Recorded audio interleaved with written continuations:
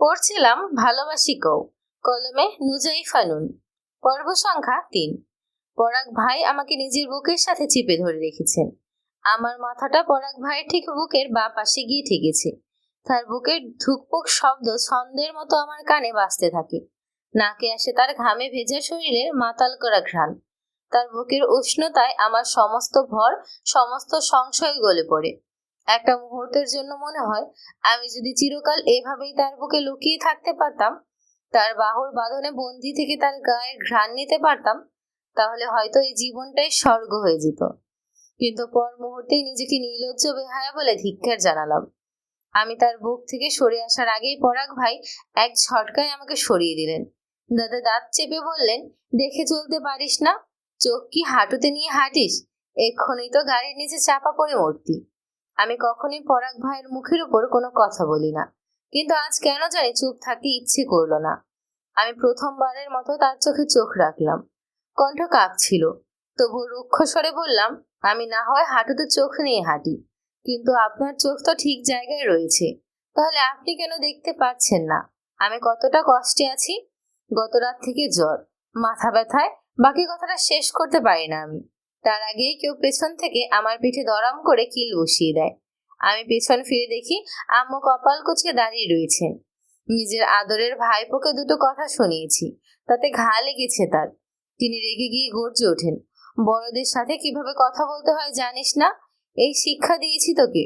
আব্বাজান তোকে ভালো কথা বললো, আর তুই তাকে যা নয় তাই বলে অপমান করলি। যা নয় তাই কোথায় বললাম মা? জ্বর হওয়াতে যেন সাপের 5 পা দেখে এসেছে, বড়দের মুখে মুখে তর্ক করছে। যা গিয়ে আব্বাজানকে সরি বল। পরাগ ভাই এগিয়ে আসলেন, শান্ত স্বরে বললেন, ফুপি এটা পাবলিক প্লেস, এখানে প্লিজ কোনো সিন ক্রিয়েট করো না। পাপড়ি ছোট মানুষ, ঠিক ভুল বিচার করার বয়স এখনো হয়নি।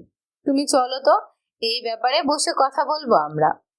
অটোর পেছনের সিটে আমি আর আম্মু বসি, সামনের সিটে পরাগ ভাই বসেছেন, একদম আমার মুখোমুখি, যার দরুন বারবার চোখাচোখি হচ্ছে আমাদের। প্রতিবারেই আমি কেঁপে উঠছি, জ্বরটাও চড়াও হয়েছে আবার। আমি চোখ বন্ধ করে আম্মুর কাঁধে মাথাটা এলিয়ে দিই। আম্মু পরম যত্নে আমার মাথায় বেলি কেটে দেন। পরাগ ভাইয়ের উদ্দেশ্যে বলেন, আব্বাজান, তোর পরিচিত কোনো রিক্সাওয়ালা, ফুচকাওয়ালা, ওয়াইফাইওয়ালা আছে কি? পরাগ ভাই ফোন টিপছিলেন। আম্মুর কথা শুনে ফোন থেকে দৃষ্টি সরিয়ে সামনের দিকে তাকালেন, শান্ত স্বরে বললেন, রিক্সাওয়ালা, ফুচকাওয়ালা, ওয়াইফাইওয়ালাদের দিয়ে তোমার কি কাজ ফপি? আম্মু মজার ছলে বললেন, কিছুদিন বাদেই তো পাপড়ির এইচএসসি পরীক্ষার রেজাল্ট দেবে। যদি খারাপ রেজাল্ট করে তো কোনো রিক্সাওয়ালা, ফুচকাওয়ালা বা ওয়াইফাইওয়ালা দেখে বিয়ে দিয়ে দিব। তাই আগে থেকেই খোঁজ খবর নিয়ে রাখা ভালো, ভবিষ্যতে কাজে লাগবে। আম্মুর কথা শুনে চট করেই আমি চোখ মেলে তাকালাম। আম্মু মিটি মিটি হাসছে। তাকে কিছু বলার আগেই পরাগ ভাই বলে উঠলেন, তোমার মেয়ের যা রূপগুণ, তাতে সে রিক্সাওয়ালা, ফুচকাওয়ালার বউ হবারই যোগ্য। রিক্সাওয়ালার বউ হলে তোমার মেয়ে ফ্রিতে 64 জেলা ঘুরে দেখতে পারবে। ফুচকাওয়ালার বউ হলে ফ্রিতে যত খুশি ফুচকা গিলতে পারবে। আর ওয়াইফাইওয়ালার বউ হলে তো কথাই নেই, ফ্রিতে ইন্টারনেট ব্যবহার করতে পারবে। ব্যাপারটা দারুণ হবে ফুপি। পরাগ ভাইয়ের বলা ছোট্ট কথাটা প্রচন্ড হার্ট করলো আমাকে। চোখের কোণে পানি জমলো।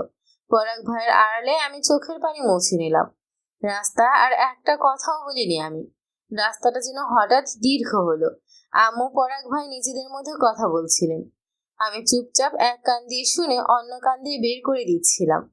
প্রায় 10 মিনিট পর অটো এসে আমাদের গেটের সামনে থামে। আমরা অটো থেকে নামতে আমাদের থেকে দেখে আশেপাশের মানুষ কেমন যেন কানাঘুষা শুরু করে দিল। কেন করলো বুঝে উঠতে পারিনি। মা গেট খোলার জন্য ব্যাগ হাতে চাবি বের করতেই দেখে গেট অলরেডি খোলাই রয়েছে। মায়ের মুখটা ফ্যাকাশে হয়ে যায়, সেই সাথে আমার কপালেও ভাঁজ পড়ে। আমাদের দোতলা বাড়ি। দোতলা এই বাড়িটা একসময় যৌথ পরিবারের জন্য বানানো হয়েছিল। এখন অবশ্য আমরা ছাড়া কেউই থাকে না। আমাদের বাড়ির মূল ফটকে মাঝারি সাইজের লোহার গেট, যার পাশে একটা মেহগনি গাছ মাথা উঁচু করে দাঁড়িয়ে। গেট পড়লে পাথর বিছানো পথ ধরে বাড়ির মূল অংশ, বাঁদিকে ছোট একটা বাগান। সেখানে দাদুর লাগানো গন্ধরাজ, রজনীগন্ধা আর কত রঙ্গন গাছ এখনো রয়ে গেছে। ডান দিকে গ্যারেজ, বাবার পুরনো ভাঙা গাড়িটা অনেকদিন দাঁড়িয়ে আছে সেখানে, ধুলো মাখা ছাউনির নিচে। নিচতলায় আমরা থাকি, আমি আর মা। দুটো শোবার ঘর, একটা বারান্দা, মাঝারি আকারের ড্রয়িং রুম আর রান্নাঘর। ড্রয়িং রুমে কাঠের পালিশ করা সোফা, একপাশে বইয়ের তাক, ওপর তলায় এক সময় ছিল বড় চাচাদের। বছর দুয়েক আগে তারা সপরিবারে দেশের বাইরে চলে গিয়েছেন। তারা চলে যাওয়ার পর পুরো বাড়িটাই আমাদের।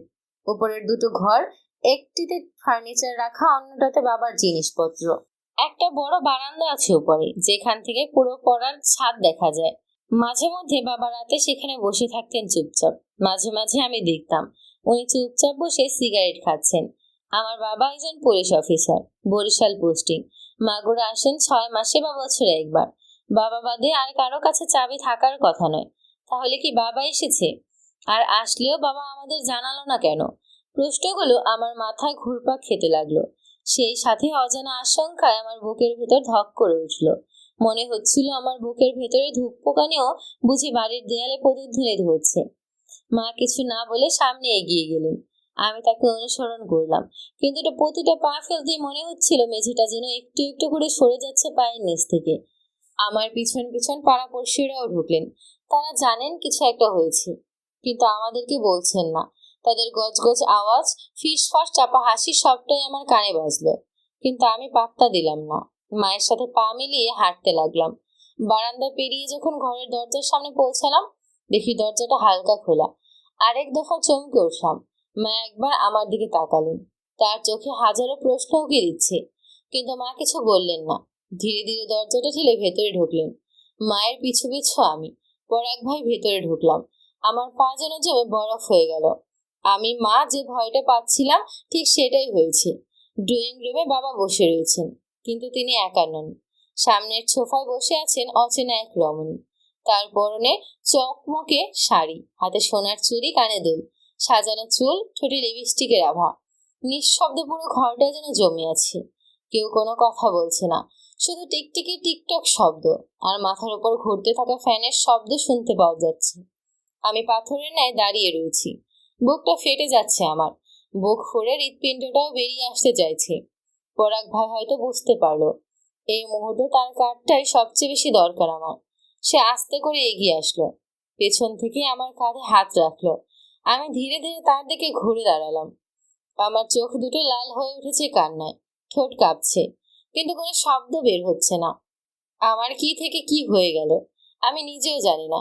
আমি সমস্ত ভয়, লাজ, লজ্জা ভুলে পরাগ ভাইয়ের বুকে ঝাঁপিয়ে পড়লাম।